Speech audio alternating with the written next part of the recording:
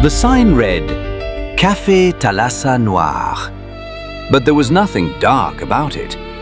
It was tucked into a narrow stone alley that opened suddenly to the sea, as if the village had shifted just enough to let the ocean through.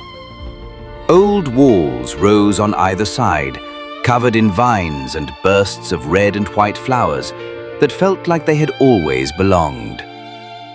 The cafe didn't call for attention. It revealed itself. A few round tables sat outside, each angled differently, each with its own view of the water. Sunlight filtered through overhead branches, breaking the space into light and shadow. Nothing was perfect. Everything worked. Adrian Cross chose a table at the edge, half inside, half out. From his seat, the sea framed the alley.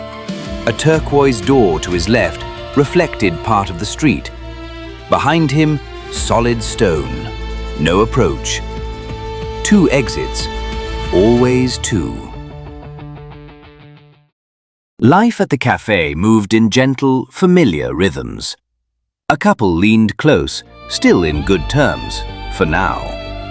The server balanced 3 plates, favoring his right arm, an old injury. By the railing, a man checked his watch again and again, not waiting, but measuring. Adrian didn't just watch, he understood. He read people the way others read words, finding meaning in gesture, in timing, in what went unsaid.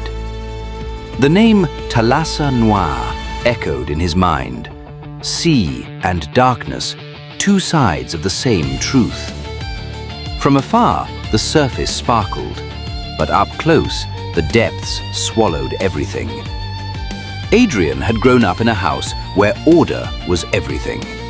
His father didn't just build machines, he built plans, systems, outcomes.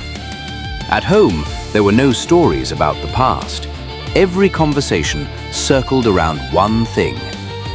What could go wrong? And how would you stay ahead of it? If this fails, what backs it up? If that fails, what breaks next? And after that? By the time Adrian was 15, nothing surprised him anymore. He learned to stay one step ahead, quietly mapping out possible futures in his mind, always searching for the next domino to fall. When he was 17, Adrian designed a school project. He wanted to prove how a single problem could set off a chain reaction, how trouble could ripple outwards. He broke everything into pieces, what started it, what depended on what, and when things might tip. Then he watched, almost detached, to see if the world would follow his predictions. A few weeks later, it did. Not perfectly, but close enough to unsettle him. Adrian never turned in the project. He didn't need to. Someone, somewhere, had already noticed what he could do. A cloud drifted by, shading the table and softening the light. Edges faded into one another. Adrian noticed it was always the small timing changes that caught his attention. He reached for his coffee and took a slow, careful sip. It was bitter, reliable, just what he expected. Then, something changed. There was no sound, no obvious movement, just the sudden sense that something else was there. Adrian glanced down. There was a device on the table, matte black, smooth, and unmarked. He had left it on the table long enough to escape his notice. He didn't reach for it. Sometimes, Adrian knew, you learned more by waiting than by acting. The device suddenly glowed to life. A message flashed across its surface.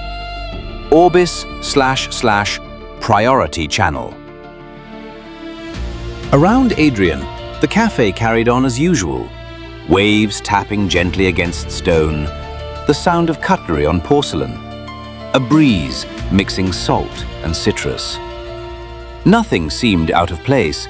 But for Adrian, everything had shifted. The message appeared. Subject: containment failure. LedgerNet witness identified. Location: Berlin.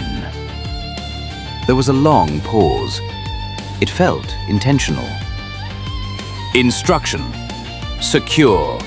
Erase. No trace. Window: 24 hours.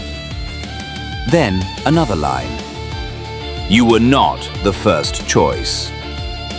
Adrian's expression remained still, but something beneath recalculated.